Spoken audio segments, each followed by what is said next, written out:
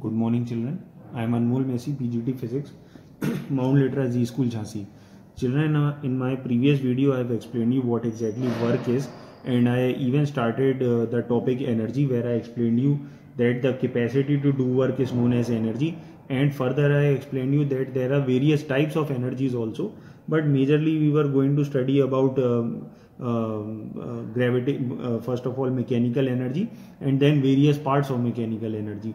So we got to know that mechanical energy is the energy which is related to work done, and further mechanical energy is divided into two parts, which is potential energy and kinetic energy, and potential energy is also further divided into various parts. So the first part that we studied was gravitational potential energy, and today we are going to study about elastic potential energy.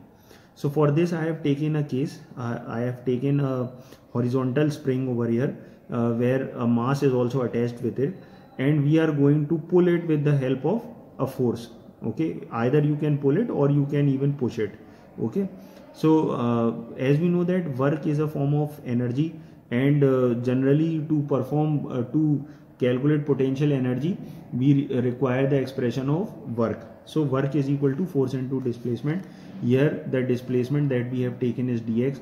For dx this will become dw, and for to convert dw into w we'll take that sign of integration over here.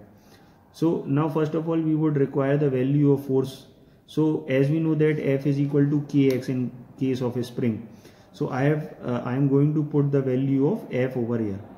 So ultimately the answer would be like this: work is equal to kx dx and its integration. So since dx has explained that we are supposed to integrate with respect to x, so I would take k out of the integration sign, and this would become x square by 2 after integration. So half I am taking it out, and then work done would be half kx square. So if in case this work done would be converted into potential energy, then this work done would be written as capital U, that is potential energy, and this becomes half kx square, which is your elastic potential energy. Now let us talk about kinetic energy also. So kinetic energy is the energy which is related to the motion of the body. Okay, so as far as a body is concerned, when a body is in motion, the energy possessed by the body would be kinetic energy. Okay, now if we calculate the expression for kinetic energy, this would be work done is equal to force into displacement. First of all, let us talk about displacement. So here what we are doing is we are taking this equation v square is equal to u square plus 2s, and I have taken s as my subject. But then since initial velocity would be 0, so we will put u is equal to 0. So we are left with s is equal to v square upon 2a, which I have placed over here. And force is mass into acceleration. So if we cancel out this acceleration, we are left with half mv square. Now this work done is converted into kinetic energy, and this becomes half mv square. We can even derive this equation with the help of integration or differentiation using calculus. Now let us discuss about power. Power is the rate of performing work. Okay, so hence its formula would be power is equal to work done upon time, and its SI unit is watt. And if in case I open this work done also, this would become force into displacement, and displacement upon time is actually velocity. So power would become force into velocity. This is the another formula.